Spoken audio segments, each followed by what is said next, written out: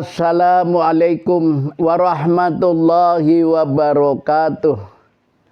Alhamdulillahi rabbil alamin. Wabihi nasta'inu ala umuri dunya waddin. Wassalatu wassalamu ala asrafil anbiya'i wal mursalin. Wa ala alihi wa sahbihi. Allahumma salli wa sallim ala Sayyidina Muhammadin salihin sadiqin sabirin rahimin rasidin bil mu'minina wa ala alihi wa sahbihi. Allahumma salli wa sallim ala Sayyidina Muhammad wa anjilun munjalam muqarraba andaka yaumil qiyamah. Allahumma salli wa sallim ala Sayyidina Muhammad fi kulli lamhatin wa nafasin bi'adati kulli ma'lumilak. Para pirsawan, selamat datang. Selamat berjumpa di Wasiat Aladin channel yang kita cintai ini. Pada episode yang lalu, saya telah menyampaikan bahwa siapa saja yang pergi haji, menunaikan rukun Islam yang kelima di tanah suci, maka nanti kalau kembali lagi ke tanah air, hendaklah mengamalkan 9 materi manasik yang sudah diamalkan di tanah suci. Karena seluruh materi-materi manasik yang 9 itu adalah merupakan amanat dari Allah Subhanahu wa taala. Untuk apa? Untuk diamalkan. Jadi bukan hanya waktu di Mekah saja melakukan amal-amal manasik. Terus saja, jujur saja, di sana baru melakukan simulasi permainan. Coba kalau kita pikir, amal haji kan seperti main-main. Satu contoh. Pergi ke satu tempat, lalu tukar baju, ganti dengan yang dinamakan kain ikhram, di kain putih dililitkan. Ini apa?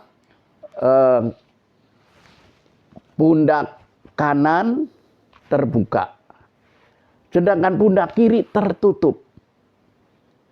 Kemudian apa? Pergi ke Ka'bah, tawaf, ini bagi yang melakukan umroh. Lalu sa'i, kemudian tahallul, baru baju copot lagi. Pakai baju biasa.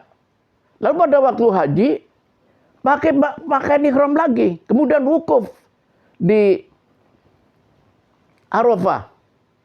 Kemudian ke Musdalifah, cari batu ke pergi Mina. Cuman apa? Ngelemparin 3 tugu. Sudah itu pergi ke Mekah, tawaf, ngitarin sebuah bangunan kubus.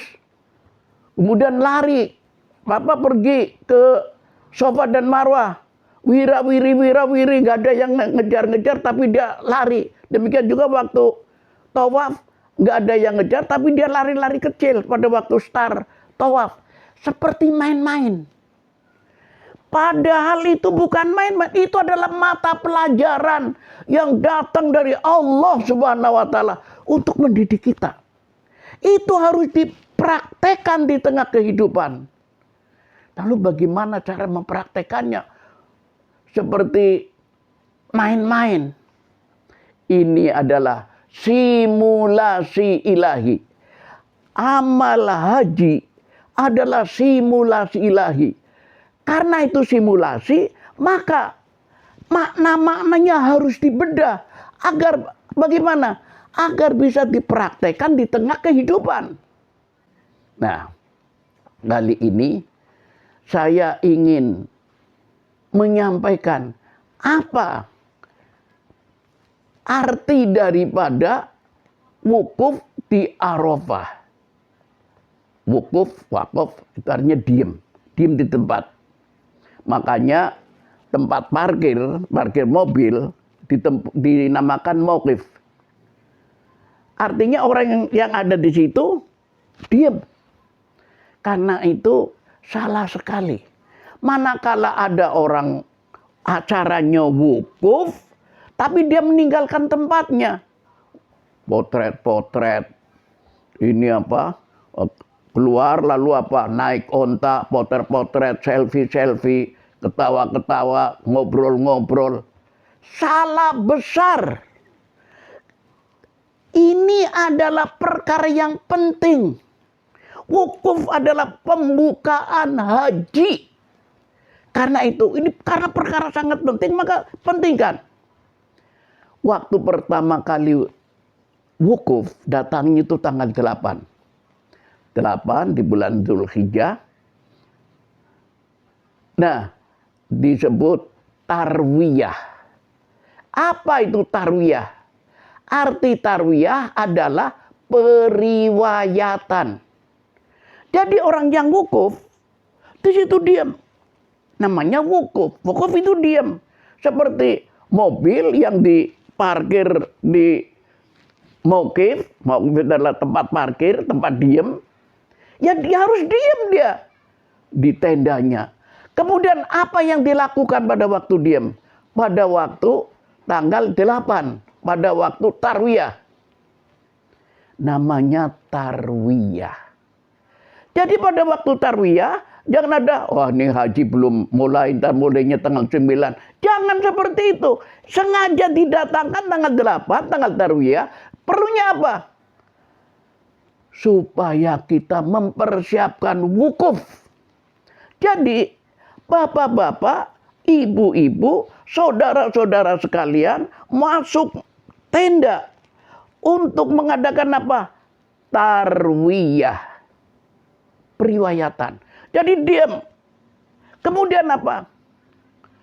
Diam, merenung. Merenungkan apa? Riwayat hidup. Riwayat hidup siapa? Orang yang wukuf. Umpamanya saya wukuf. Maka saya diam. Saya harus memikirkan, merenungkan. Saya dari sejak kecil sampai tua diam tuh wukuf di situ. Bagaimana akhlak kita? Bagaimana sikap kita sejak anak-anak, muda, kemudian belia, dewasa, sampai akhirnya merenung di padang Arafah, wukuf. Dibedah riwayat hidupnya, namanya periwayatan. Kita korek riwayat hidup kita sejak muda sampai dewasa. Bagaimana sikapnya terhadap orang tua? Apakah menjadi anak yang soleh, anak yang bakti pada orang tua? Bagaimana sikapnya terhadap istri, terhadap anak-anak, terhadap tetangga? Dibedah periwayatannya. Kemudian kalau dijumpai bahwa riwayat kita, Masya Allah, saya ini orang yang tidak berbakti kepada orang tua. Saya ini perhatiannya kepada orang tua kurang. Kalau kita temukan riwayat yang seperti itu, segeralah istighfar.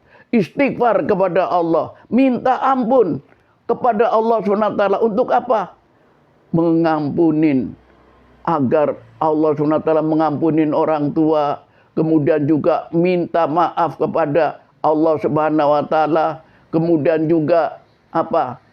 Nanti sekiranya orang tua masih hidup, nanti begitu pulang buru-buru minta maaf.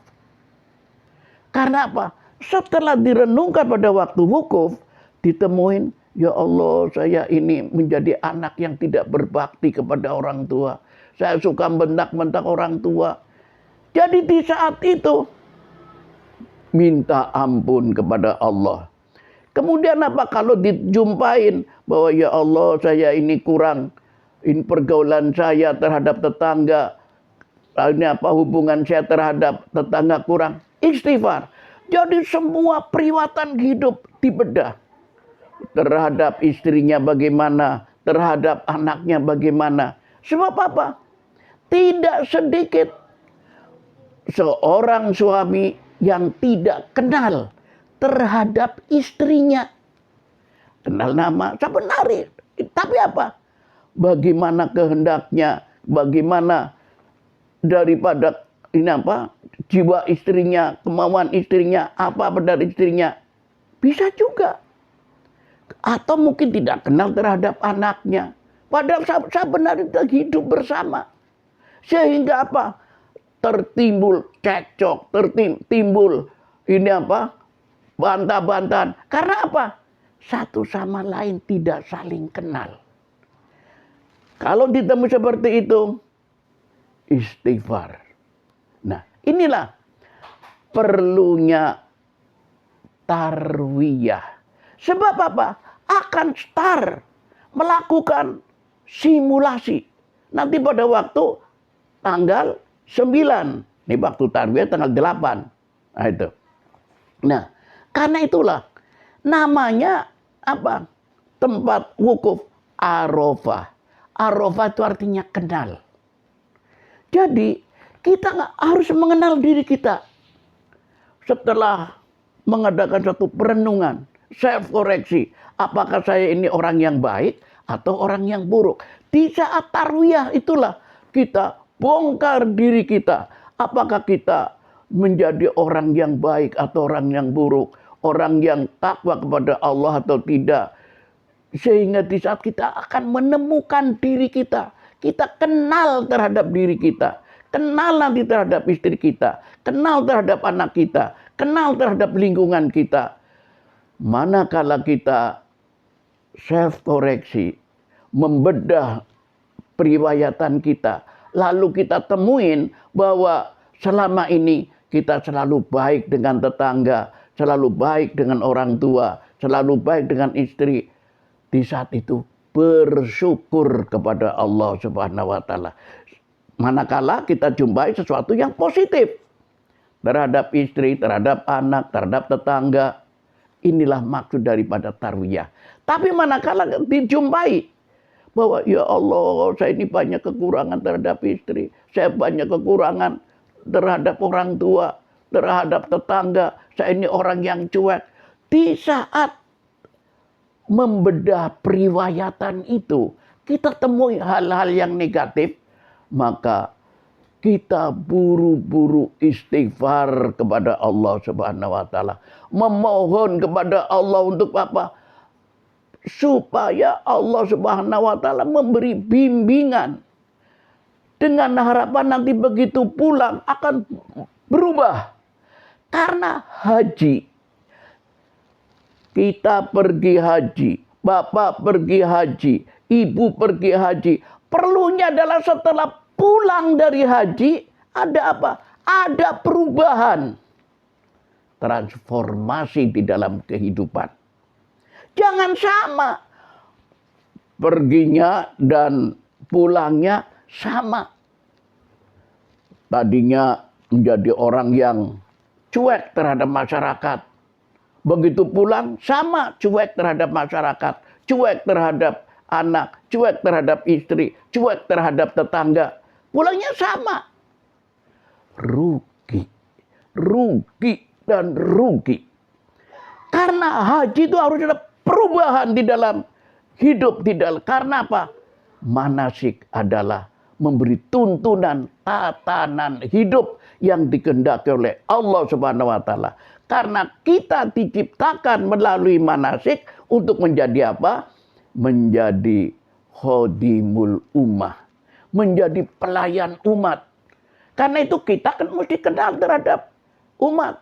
Kita mesti kenal terhadap istri kita, anak kita, orang tua kita. Untuk apa? Untuk kita layani. Kemudian pada waktu wukuf, pada waktu pas tanggal 9, hari Arafah. Hari kenal diri, kenal terhadap Allah Subhanahu wa taala, kenal terhadap Rasulullah SAW. Bagaimana sikap kita terhadap Allah Subhanahu wa taala selama ini? Apakah kita punya hubungan yang baik dengan Allah Subhanahu wa taala? Bagaimana sholat kita? Bagaimana hubungan kita sesama manusia? Bagaimana hubungan kita dengan amal-amal kita? Apakah kita sudah menggunakan umur kita dengan sebaik-baiknya? Karena kita ini cuma bergantung kepada umur.